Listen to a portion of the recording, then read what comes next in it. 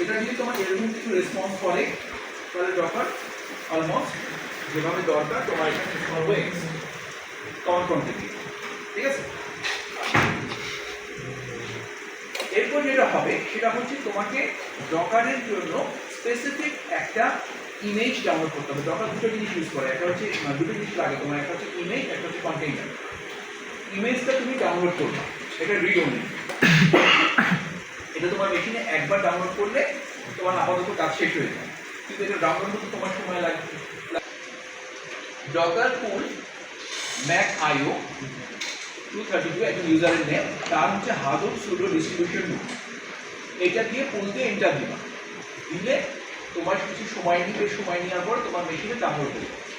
Sir আর ইমেজটা আসলে তার ইমেজটা কি ডকারের নাকি? ডকার তো ডামাই নিছি আগে ইনস্টল। এবার এই ডকারে ব্যবহার করার জন্য একটা ভার্চুয়াল কম্পিউটার আমি নামাচ্ছি। Virtual computer image, virtual computer image, যেখানে জিনিসপত্র আগে থেকে ইনস্টল করা আছে, ঠিক আছে।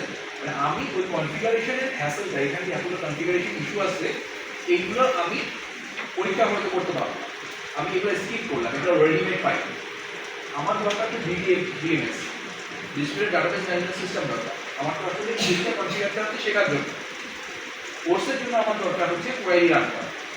আমি কোয়েরি রান করার এনভায়রনমেন্টে দেখতে পাচ্ছি, ঠিক আছে। এই পুরোটা সেট আপ না করে এটা রেডিমেড আমি ডাউনলোড করি। প্রথমে ডকার একটা সফটওয়্যার যে ভার্চুয়াল কম্পিউটার তৈরি করে, এই ভার্চুয়াল কম্পিউটার যে তৈরি করে সেই ভার্চুয়াল কম্পিউটারটা সফটওয়্যার যে রান করবে তাকে আমি নামালাম। এবার তার জন্য একটা ফাইল নামাচ্ছি, যে ফাইলটা হচ্ছে ভার্চুয়াল কম্পিউটার। এটা হাদুপ ইনস্টল করা, তোমার মনে করো তুমি একটা উইন্ডোজ ইনস্টল করা ফাইল নামালা, তুমি হয়তো অন্য পারপাসের জন্য আলাদা ইমেজ নামালা, প্রত্যেকটা জন্য আলাদা আলাদা মেশিন, ঠিক আছে। এইটা ডকারটা সে রান করবে এবং ডকারের জন্য ধরো কথা কথা ডকার হচ্ছে মাইক্রোসফট ওয়ার্ড আর ডট এক্স ফাইল নামাচ্ছ, যেটা মাইক্রোসফট ওয়ার্ড ইউজ করে, ঠিক আছে। এটা ইমেজ ফাইল নামাচ্ছ, যেটা ডকার ইউজ করে। তুমি যদি সঠিকভাবে নামাতে সক্ষম হও তাহলে তোমার যে ডকার ডেস্কটপ যে সফটওয়্যারটা চালু করবা তার ইমেজের মধ্যে ক্লিক করলে এইখানে তুমি এটা দেখতে পাবো। দেখতে পাচ্ছ কি ম্যাক আইও 32 হাদুপ ডিস্ট্রিবিউশন হাদুপ সুডো ডিস্ট্রিবিউশন রুট, এটা এখানে থাকবে। এটা একটা ভার্চুয়াল কম্পিউটার, এটা তোমার এখানে হচ্ছে যে ডাউনলোড করা হয়ে গেছে, ঠিক আছে। এই কমান্ডটা দিলে ও ডাউনলোড করে তোমার ডকারের মধ্যে এটা নিয়ে চলে আসবে, ঠিক আছে। এই ফাইলটা ডকারের সেটিংসের মধ্যে কোন জায়গায় নামবে সেটা একটু কনফিগার করা যায়। আপাতত ডিফল্ট লোকেশনে থাক, ও ডাউনলোড নিয়ে চলে আসবে, ওকে। যখন আমার একটা ফাইল নেমে গেছে ঠিক মতো, এইখানে দেখবা যে ইস অ্যাভেলেবেল দেখাচ্ছে, এই লিস্টের মধ্যে চলে আসবে। ইমেজ একবারই নামাবা তুমি, এটা রিড অনলি, যেটা তোমার কোনো পরিবর্তন হবে না। এই ইমেজ থেকে ভ্যারিয়েন্ট তৈরি করে করে বিভিন্ন কন্টেইনার রান করবা, মানে তুমি যখন কনফিগার করবা, চেঞ্জ করবা, কোনো এডিট করবা, কোনো ফাইল তৈরি করবা, এই কাজগুলো ইমেজ থেকে কন্টেইনার হিসেবে কন্টেইনারকে তুমি ব্যবহার করে রাখো, ঠিক আছে। এখন ভাবে কি এই ইমেজটা ব্যবহার করে আমি একটা মেশিন চালু করব। এই মেশিনটা চালু করলে এইখানে কন্টেইনার লিস্টে ওর নাম চলে আসবে, ঠিক আছে। আচ্ছা, এখন আমি কিভাবে করবো? এটার জন্য গ্রাফিক্যালি আমার ব্যবস্থা আছে, কিন্তু আমরা জাস্ট কমান্ড রান করে করা। কমান্ডটা কি আছে যদি খেয়াল করো,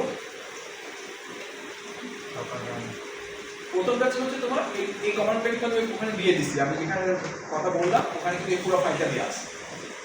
ডকার রান করতে রান করবো -p ডিফাইন করছে পোর্টকে ম্যাপ করা 9870 বলো 9870, এটা হাদুপের একটা পোর্ট নাম্বার, যাতে ওয়েব ইন্টারফেস দিয়ে আমি দেখতে পাই। এই কারণে -p 8088 এটাও আমার হাদুপেরই একটা পোর্ট নাম্বার।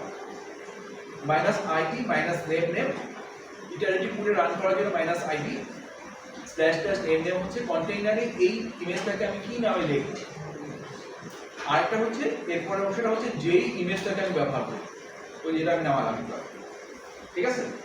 দুটো পোর্টে রান করবে, দুটো পোর্টকে আমি আমার হোস্ট মেশিন থেকে মানে উইন্ডোজ থেকে অ্যাক্সেস করছি, ওয়েব ইন্টারফেস দিয়ে দেখবো। এই কারণে ওখানে দুটো ওয়েব সার্ভিস রান করে, ওই ওয়েব সার্ভিসে আমি নেয়া করলাম, ম্যাপ করছি, ঠিক আছে? তো আমি যেটা করবো, এটাকে এখন আমি জাস্ট রান করাবো।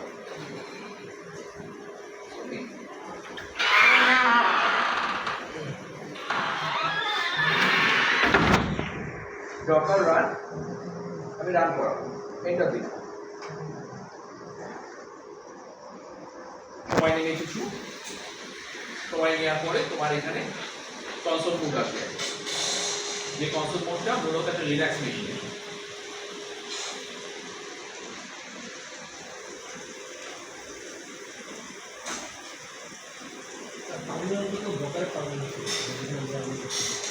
আমি সিএমডি কিন্তু উইন্ডোজের টার্মিনালে রান করছি, ডকারের টার্মিনালে নয়, উইন্ডোজের টার্মিনাল পাতে সেট করে দিচ্ছি। আমি কমান্ডগুলো ডকার দিয়ে রান করছি, ডকার দিয়েও করা যায়, ডকার টার্মিনাল দিয়েও করা যায়, ওটাতে আমি গেলাম।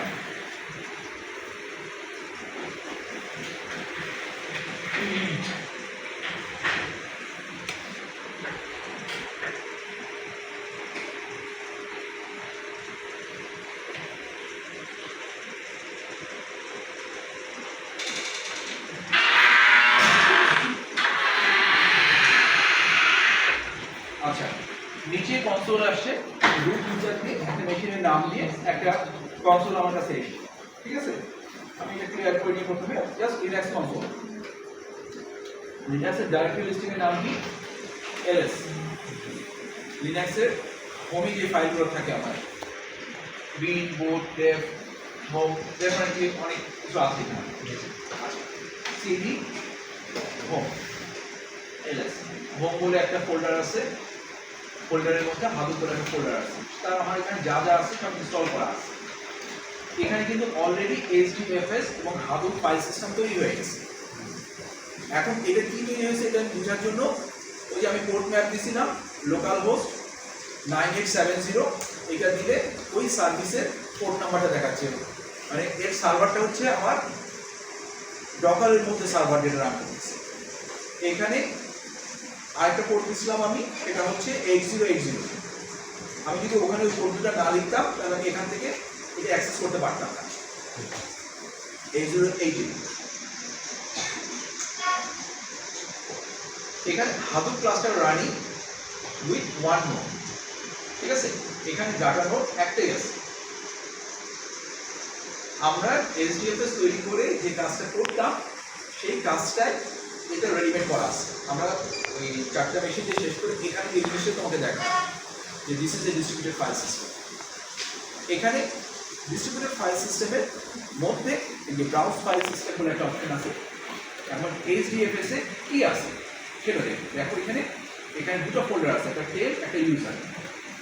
এটা সবাই হচ্ছে ডিস্ট্রিবিউটেড ফাইল সিস্টেম। এখন এখানে আমি একটা ফোল্ডার তৈরি করি, এই ডিস্ট্রিবিউটেড ফাইল সিস্টেম। ফোল্ডার তৈরি করার জন্য আমার এখানে কমান্ড হচ্ছে এইচডিএফএস কমান্ড, মানে ডিস্ট্রিবিউটেড ফাইল সিস্টেমের জন্য কমান্ড হচ্ছে এরকম ডিএফএস mkdir আসিফ, সে আসিফ নামে থাকে। কমান্ড বলে ভুল করেছি কিছু,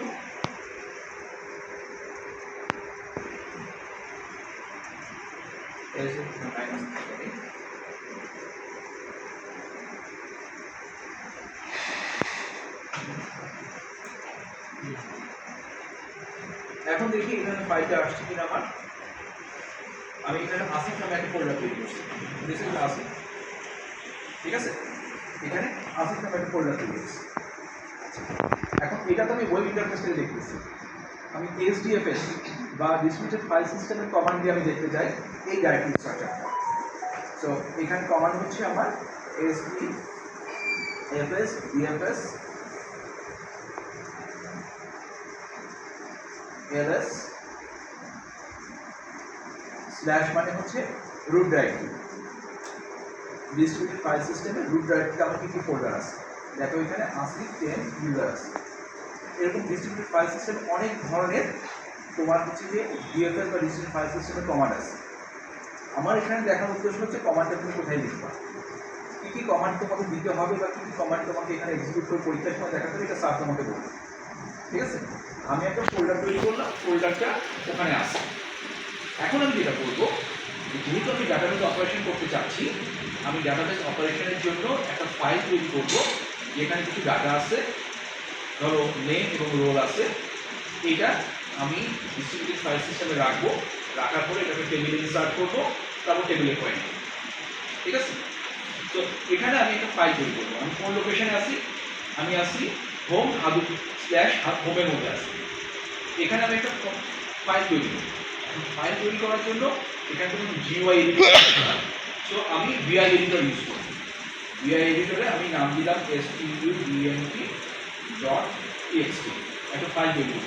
ঠিক আছে? ভিআই এডিটর কি ইউজ করছো তোমরা? ভিআই আরেকটা এডিটর। ভিআই এডিটর তোমার জাস্ট লিনাক্সে যখন জিইউআই বা গ্রাফিক্যাল ইউজার ইন্টারফেস ছিল না, তখন নোটপ্যাডে কাজ করার জন্য বা নোট নেওয়ার জন্য বা লেখার জন্য এরকম কমান্ড লাইন ফাইল তৈরি করা, মানে ফাইল এডিটর ছিল। তো এখন তো আমাদের জিইউআই নাই আমার ইন্টারফেসে, আমি এখানে পুরোটাই লিখে লিখে করব। ন্যানো ইনস্টল যদি এখানে থাকে তাহলে করা যাবে। ওকে, আমি নাম দিচ্ছি ASIF, এর দিয়ে রোল হচ্ছে সে B roll 2, C roll 3, D roll 4, F roll 5, E roll 6। ঠিক আছে? এখন এটা থেকে আমি সেভ করে বের করব। একবার স্কেপ চাপ দিব, তারপর কোলন চাপ দিব, নিচে দেখো আসছে। এখানে আমি লিখব WQ, রাইট অ্যান্ড কুইক, দুটার কথা দিয়ে আমি এন্টার দিলাম। আমার ফাইলটা রাইট করে এখানে আমি এক্সিট করে রাখলাম। ফাইলটা তৈরি হয়েছে কিনা এলএস দিলে আমি দেখবো দেখো student.txt তৈরি হয়েছে। আমি দেখতে চাই এখানে টেক্সট কি আছে, এখানে টেক্সট কি আছে আমি এখানে লিস্ট পাই। ঠিক আছে? তাহলে আমি কি করলাম, আমি আমার যে লোকাল মেশিন আছে, লোকাল মেশিনে একটা ফাইল তৈরি করলাম যেটার নাম হচ্ছে স্টুডেন্ট। এখন এই ফাইলটা আমি HDFS এ বুক করব। ঠিক আছে? HDFS এ রাখবো। কোথায় রাখবো? HDFS এ রাখবো হচ্ছে তোমার আসিফ নামের ফোল্ডারে। এখানে কমান্ডটা হচ্ছে HDFS DFS put source destination। কমান্ডটা ভুল না করে থাকি, HDFS DFS put source destination। তো এখানে সোর্স কি, আমার সোর্স হচ্ছে /home student.txt, এটা হচ্ছে আমার সোর্স। ডেস্টিনেশন কি, ওখানে আমার আসিফ নামে ফোল্ডার ছিল, তো আসিফের মধ্যে আমি রাখবো। ওকে,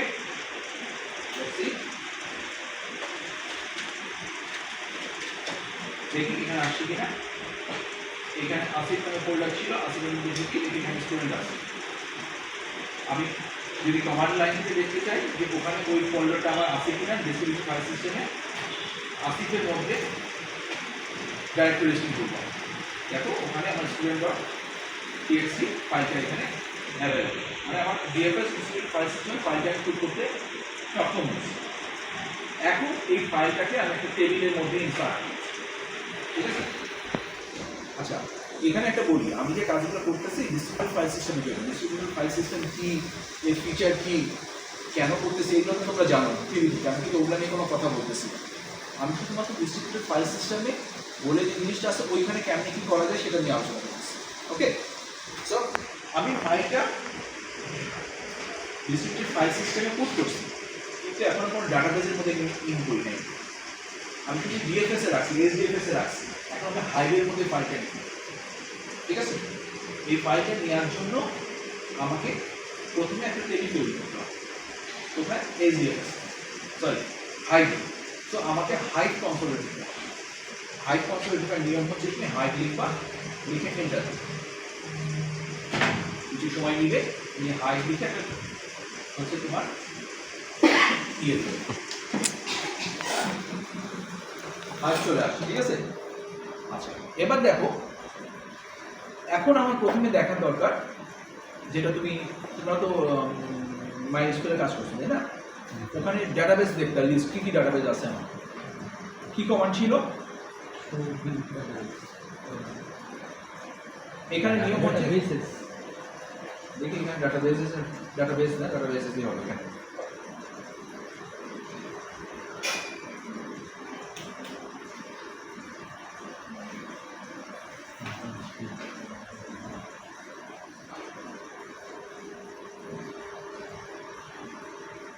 এটা কি কিভাবে বেরিয়েছে? Control C.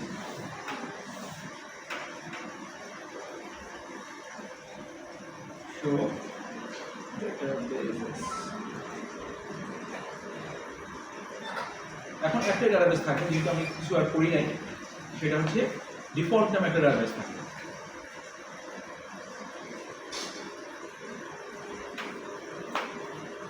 ডিস্ট্রিবিউটেড ফাইল সিস্টেমে কোয়ারিটি কিছু সময় সাপেক্ষ।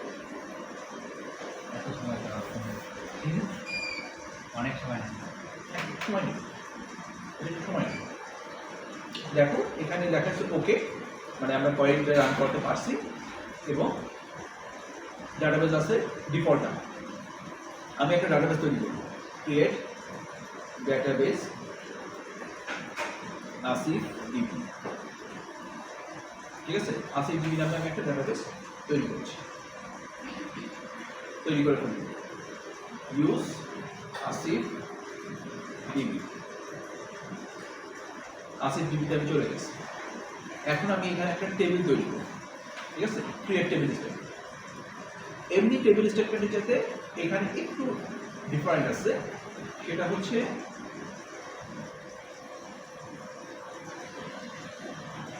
এখানে create table student name string হবে, রোল ইন্টিজার হবে। আর যে দুটো ডিফারেন্স আছে, row format derivated fields terminated by /t।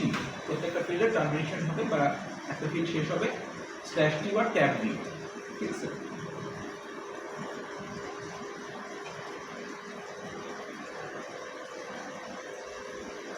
এখানে আমি স্টুডেন্ট নামে একটা টেবিল তৈরি করছি।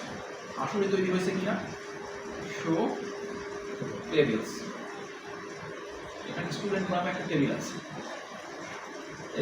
select all from student। কি আসবে বলো তো? এখন কি আছে? ডেটা তো এন্ট্রি করা হয় নাই স্যার, কিছুই নাই আর, ফাঁকা। তাই না? কিছুই নাই আর। আমি এখন ডাটা দিই, আমি তো টেবিল তৈরি করছি। এখন আমি ওই ডাটাটাকে টেবিলের মধ্যে, আমি এখন ডাটাটাকে টেবিলে দিই। এখানে একটা ইন্টারেস্টিং জিনিস মনে রেখো, তুমি যখন ডাটাটাকে নিয়ে টেবিলের মধ্যে যাবা, ওই ফাইলটা কিন্তু আর পাবা না। তুমি যখন ট্রান্সফার করবা, ওই ফাইলটা যদি তোমার লাগে, ভবিষ্যতে আবার আপলোড করতে হবে। মুভ হয়ে যেতে না। ওটাকে সে মাইগ্রেট করে, শুধু HDFS এ আছে, ওটাকে সে ডাটাবেসে কনভার্ট করে। ঠিক আছে, কোনো বুদ্ধি আছে কিনা যে করার, আমি এটা কখনো চেক করি নাই, কিন্তু এখন আমি যে কমান্ডটা দিব সেটা হচ্ছে load data in path location এবং কোন টেবিলে সেটা লিখব। ঠিক আছে,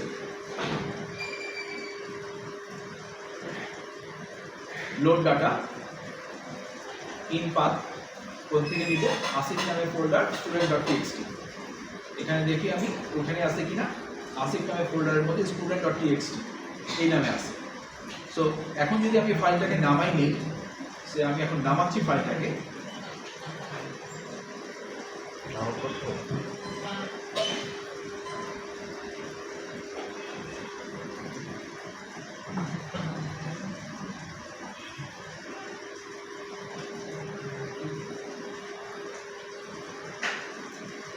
আচ্ছা পোর্ট সংক্রান্ত একটা ঝামেলা আছে এখানে। এই পোর্টটা তো আমরা ইয়ে করি নাই, এই পোর্টটা আমরা কি বলে ম্যাপ করি নাই, তো এখানে নামছে না এই কারণে। হ্যাঁ, তো এখান থেকে ফাইলটা তুমি যদি আগে না নামাই নাও, তাহলে এটা তোমার পরের বার মানে পরে এটা তুমি ব্যবহার করতে পারবে না, এটা এই ফাইলটা থাকবে না। আমি এখানে কি দিচ্ছি, load data in path Asif student.txt into table student.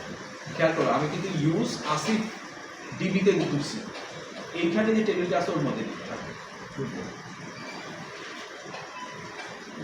এক সেকেন্ডের মধ্যে হয়ে গেছে। এবার আমি আগের কমান্ডটা আবার একটু রান করে, সিলেক্ট অল ফ্রম স্টুডেন্টস, চলে এসছে না? এখন তুমি এখানে কোয়েরি কন্ডিশন এগুলা স্ট্যাবলিশ করতে পারো। ঠিক আছে, মজার বিষয় হচ্ছে যখন তুমি ডিস্ট্রিবিউটেড ফাইল সিস্টেমে দিবা, তখন এইখানে যখন ফাইলটা দিবা, এই ফাইলের কিছু অংশ এর কাছে থাকবে, কিছু অংশ এর কাছে থাকবে, কিছু অংশ এর কাছে, কিছু অংশ এর কাছে। আবার কিছু অংশের এর কাছে যে কপিটা আছে তার কিছু অংশ কপি এর কাছে থাকবে, এর কাছে অংশের কপি এর কাছে থাকবে। রিপ্লিকেশন ফ্যাক্টর আমি কত দিচ্ছি তার উপর নির্ভর করছে। সো তুমি যখন এসডিএফএস এর কপিটা দিতে, সরি হাইওয়ে কপি দিবা, তখন এই সবগুলো ডেটাকে কিন্তু সে কম্পাইল করে তোমাকে রেজাল্টটা দিবে, একটু সময় সাপেক্ষ। ঠিক আছে, এখন তুমি তো কোয়েরি দেখলা হাইওয়ে, এখন এই যে কোয়েরিটা আমি দেখলাম এখানে তোমার insert, delete, update or complex query, conditional query, everything তোমাকে সার প্রবলেম দিবে যে এগুলো তোমাকে শিখতে হবে। আমার কিন্তু হাই কোয়েরি রান করার জায়গাটা ক্লিয়ার, ঠিক আছে। আমি তৈরি করতে চাচ্ছি না এটার পর এটাতে আমি যে আমরা আটকাই গেছি যে আমার কিলেস লগইনের ইস্যুটার জন্য, তারপর আমি তৈরি করবো এইটা আমি কখনো করি নাই ব্যস্তবে, এটাও ইনস্টল করলে হয়ে যাবে হয়তো, এটা পর্যন্ত আমি কাজ করছি সবসময়। এরপরটা আর একটা সফটওয়্যার ইনস্টল করা লাগে লিনাক্সে। তো এইটা হলে তারপর তোমার হচ্ছে যে আমরা যে কনসোলটা পাইলাম সেটা পাইতে পারি। এই অংশটুকু পুরোটা আমি এই ডকারের মধ্যে জাস্ট দেখতেছি, ঠিক আছে। তাহলে ইস্যুটা বোঝা গেছে। তোমাদেরকে যেটা করতে হবে, এই হাইওয়ে বিভিন্ন কোয়েরি রান করতে হবে। হাইওয়ে কোয়েরি রান করার জন্য তোমাকে ডাটাকে ডাটাবেসে টেবিলে নিয়ে আসতে হবে। তো তোমাকে ওই কাজটা হচ্ছে যে অবশ্যই ডিস্ট্রিবিউটেড ফাইল সিস্টেমে ডাটা পুট করা শিখতে হবে। সিঙ্গেল এটা সিঙ্গেল যদি ডিস্ট্রিবিউট করতে হলে নোট তো আরো লাগবে। হ্যাঁ, ডিস্ট্রিবিউট করতে হলে নোট আরো লাগবে, যেটা আমরা করতে যাচ্ছিলাম শেখার। পরীক্ষার হলে ডিস্ট্রিবিউটেড নোট দিয়ে ওখানে তুমি কাজ করতে পারবা। পরীক্ষা হওয়ার জন্য এইখানে কোয়েরি লিখে তোমাকে সার্চের প্রবলেমগুলো সলভ করতে হবে। আর আমি যেটা দেখাচ্ছিলাম সেটা মূলত পরীক্ষার জন্য না, ওটা দেখাচ্ছিলাম এই ক্লাসটা তৈরি করা শেখার জন্য। তো আমাদের হাতে যেহেতু টাইম লিমিটটা কম, সেহেতু আমরা হাইভ কোয়েরি আমি কীভাবে রান করাবো ওই অংশটা আমি দেখাবো, ঠিক আছে। এই হাইভ কোয়েরিটা রান করে আমি দেখো স্টুডেন্ট টেবিলে কিন্তু নাই, স্টুডেন্ট ফাইল হাইভ কিন্তু করে নিয়ে চলে গেছে। হ্যাঁ, এটার ক্ষেত্রে পরীক্ষার হলে তোমাকে আসলে অত বড় করার সুযোগ পাবা না। এটা হাদুপ সেট আপ করতে তোমার সময় লাগবে অ্যাটলিস্ট সকাল থেকে আরম্ভ করলে বিকাল পর্যন্ত যাবে তোমার। আমি যেটা বলতেছিলাম স্যার, এখানে কাজটা করা লাগবে না। না না না, ওইভাবে আর কিছু সেট আপ দিতে হবে না, সব সেট আপ দেওয়া আছে। মানে 4টা পিসি ইউজ করবো কিভাবে এখানে? এখানে 4টে পিসি নাই, এখানে সিঙ্গেল নোট ক্লাস্টার বানানো আছে। এটা হচ্ছে প্র্যাকটিস করার জন্য আবার শেখা ফোল্ডারগুলো ওখানে তৈরি করছিলাম।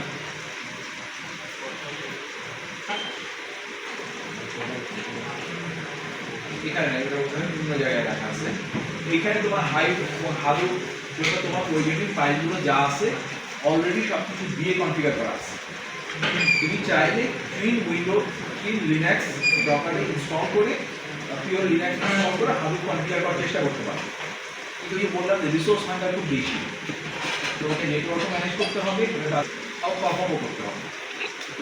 মানে ভার্চুয়াল মেশিনে এই কাজটা করা লিটল বিট ডিফিকাল্ট, ঠিক আছে। এই জন্য রিয়েল মেশিন আমি চুজ করছি।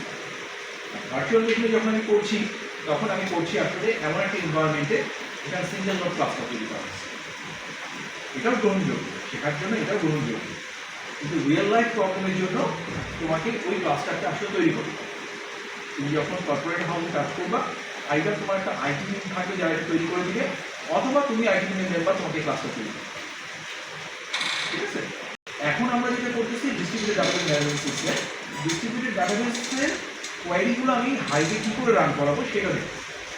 ওটা হলে স্যার তুমি কোয়েরি নিতে পারো, ঠিক আছে। স্যার তোমাকে যেটা দিবে লিস্ট দিবে, স্যারকে সলিউশন দেখাবো। সলিউশন পার্টটি তোমাকে খুঁজে বের করতে হবে। আমি কোয়েরি লেখার জায়গাটা দেখা দিলাম, ওখানে তোমার স্টেপ বাই স্টেপ অনেকগুলো জায়গা দেওয়া আছে, তোমার আরও কনফিগারেশন আরও প্যারামিটার শিখতেও ওখানে পাবো, ঠিক আছে।